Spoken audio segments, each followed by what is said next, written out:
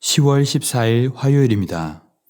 오늘 새벽 우리에게 주시는 하나님의 말씀은 창세기 47장 27절로 31절까지의 말씀입니다.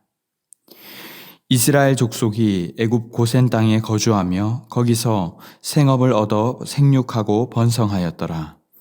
야곱이 애굽 땅에 17년을 거주하였으니 그의 나이가 147세라.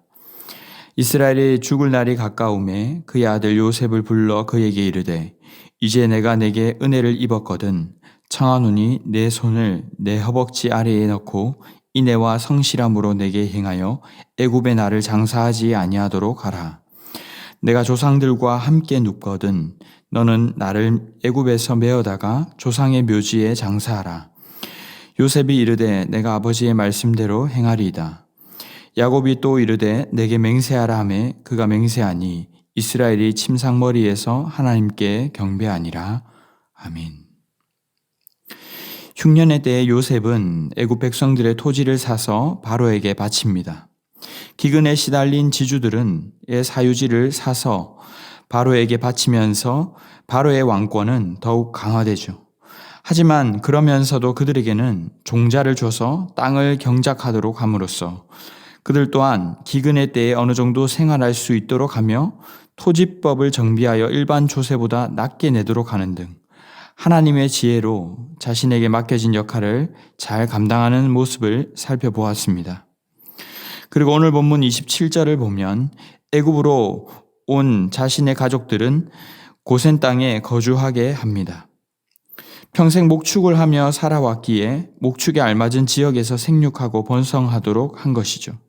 여기에서 생육하고 번성했다라는 표현은 하나님께서 창조 때에 인간에게 주셨던 명령이면서 노아 홍수 심판 이후에도 아브라함에게도 베델에서의 야곱에게도 대대로 이스라엘 백성에게 명령하시고 맺어온 약속이었습니다.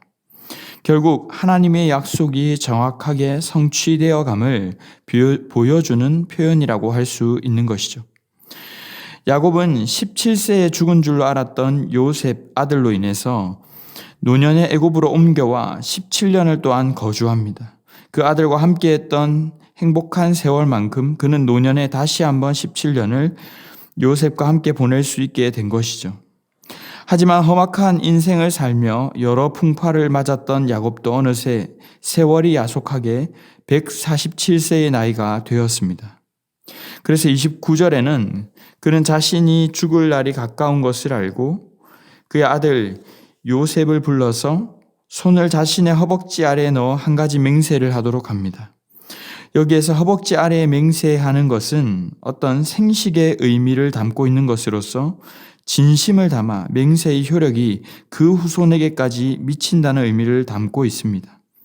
그리고 그 청은 다름 아닌 자신을 애굽에 장사하지 말고 조상의 묘지에 함께 장사해 달라는 것이었습니다. 죽음에 가까워진 그는 왜 이런 부탁을 했을까요?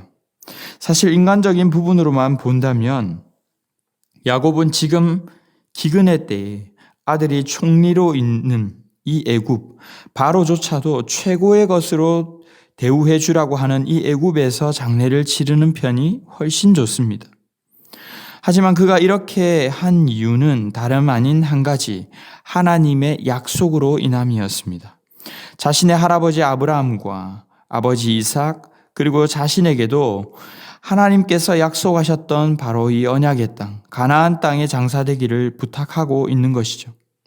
이것은 야곱이 비록 어릴 적부터 속이는 자로 또 편애하고 도망하는 자로 살아왔지만 나름의 험악한 인생에서도 하나님의 약속을 붙들고 살아오는 자임을 보여주는 장면입니다. 잠깐 누리는 낙을 자신의 처소라고 생각하지 않고 노년이 되기까지 오직 주님께서 주신 본향과 기업의 영원한 가치를 그 믿음 안에서 붙잡았던 것이죠.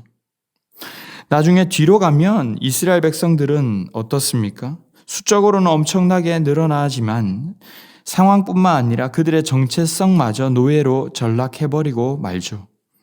이스라엘 백성들은 하나님의 놀라운 능력을 다 직접 보고 경험하고 심지어 출애굽을 했지만 그래도 때마다 애굽이 좋았다며 애굽으로 돌아가자며 불평불만한다는 것을 우리는 미리 알고 있습니다.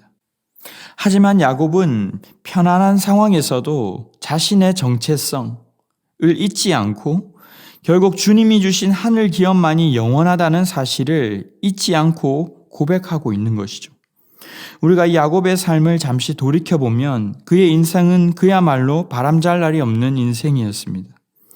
태어날 때부터 형과의 그 전쟁으로 삼촌 라반과의 숨막히는 추격전, 딸이 강간을 당하게 되면서 일어났던 잔인한 살육사건, 아들을 잃어버림 등 차마 한 인생에서 일어나지 말아야 할 일들이 여러 번 일어났음을 우리는 잘 알고 있습니다. 그러다가 이제 겨우 노년에 다리 좀 펴고 살 때가 왔는데 오히려 자신의 정체성을 잃어버리기 쉬운 이 때에 그런 중에도 하나님의 약속을 잊지 않았던 것이죠. 30절을 보시면 요셉이 야곱의 청을 따라 내가 아버지의 말씀대로 행하리이다 라고 했습니다. 하지만 31절에서 야곱은 또 이르되 내게 맹세하라. 침상머리에서 하나님께 경배했다라는 표현을 보더라도 그는 거동이 불편할 정도로 몸이 불편했음을 알 수 있습니다. 그런데도 마지막까지 힘을 내어 또다시 거듭 맹세하라고 하고 하나님 앞에 경배를 드렸을 정도로 그가 영원한 가치를 붙들고자 하는 힘이 매우 강했음을 우리는 알 수 있습니다. 사랑하는 성도 여러분, 오늘 본문은 우리에게 무엇을 말씀하십니까? 우리 또한 마찬가지입니다. 아무리 좋은 것이 있어도 이 땅에서의 것에 우리의 시선을 빼앗기지 말라는 것입니다. 결국 우리가 가장 바라보고 사모하고 나아가야 할 곳은 우리에게 예비하신 본향이라는 것이죠. 우리 또한 사람이기에 나는 언제 한번 마음 편히 쉬어보나 혹은 이제 나도 다리 한번 뻗고 자보자. 자녀들도 다 컸고 손주들도 봤고 지금 이때 아니면 내가 언제 누리고 언제 여행을 가나 하는 생각이 종종 들 때도 있습니다. 때로는 주님이 주신 복을 누리는 것이 잘못은 아니지만 오늘 이스라엘이 그랬던 것처럼 17년의 영화로운 삶을 살면서도 끝까지 우리의 본향을 잊어서는 안 된다는 것이죠. 결국 천국 소망을 품고 살아가는 자는 바라보는 것이 다르고 마지막까지도 온 힘을 다하는 방향이 다르다는 것입니다. 본향을 소망하는 삶은 그저 죽을 때나 혹은 죽은 후만이 아니라 살아있을 때부터 다릅니다. 당장 눈앞의 현실이 어렵다고 좌절하고 좀 좋으면 해볼 적 했다가 야곱도 주님을 제대로 만나기 전 젊을 때는 그랬더랬습니다. 하지만 본향을 기억하고 바라보는 인생은 어려울 때에도 나 이제 어떻게 사나 뭐 먹고 사나 하지 않는다는 것이죠. 또한 모든 것이 풍요롭게 좋을 때에도 문제없이 이만하면 됐어 난 더 바랄 것이 없어라며 안주하지도 않는다는 것이죠. 천국을 사모하며 바라보는 인생은 결국 영원한 것을 위해 영원하지 않은 것들을 희생시키며 살아가는 삶입니다. 짐 엘리엇 선교사님이 말씀하시고 삶을 사셨던 것처럼 한번 살고 나그네처럼 짧게 다녀가는 인생이지만 결국 영원한 것을 위해 살아가기에 어떤 상황에서도 당당하고 기품이 있으며 초라해지지 않는 것이죠. 사랑하는 성도 여러분, 이제 말씀을 맺겠습니다. 우리는 무엇을 바라보며 어디를 향해 걸어가고 있습니까? 우리가 가는 종착지가 그저 죽음뿐이라면 지금 당장 필요하고 가지고 싶은 것들에 우리의 소망을 두고 살아갈 것입니다. 하지만 이스라엘이 마지막까지 하나님 나라를 붙들고 있는 것처럼 우리 또한 영원한 본향에 소망을 두고 살아간다면 남아있는 시간이 얼마가 되었든 끝까지 그 마지막 모습까지도 본향을 붙잡을 것입니다. 바라기는 우리의 소망 되시는 주님을 갈망하며 사랑하시되 영원한 천국을 위해 남은 삶을 다하여 걸어가시는 귀하고 복된 삶이 되시기를 주님의 이름으로 축원합니다. 기도하겠습니다. 사랑과 은혜가 풍성하신 주님 감사합니다. 야곱과 같이 미련하고 연약한 저희를 주님의 자녀 삼아 주셔서 이스라엘로 하나님의 백성으로 불러주심에 감사합니다. 이 땅을 살아가면서 야곱이 그랬듯 기근의 때도 풍년의 때도 언제나 주님을 바라보며 살아가기를 원합니다. 이 땅에 썩어 없어질 것에 목을 매는 목매인 인생이 아니라 영원한 천국 본향을 바라보며 영원한 것을 위해 살아가는 저희가 되게 하여 주시옵소서. 그리하여 참된 소망이 무엇인지를 이웃과 자녀들에게 또한 보여주는 주의 백성 되기를 간절히 원하오며 이 모든 말씀 우리 구주 예수 그리스도의 이름으로 기도드리옵나이다.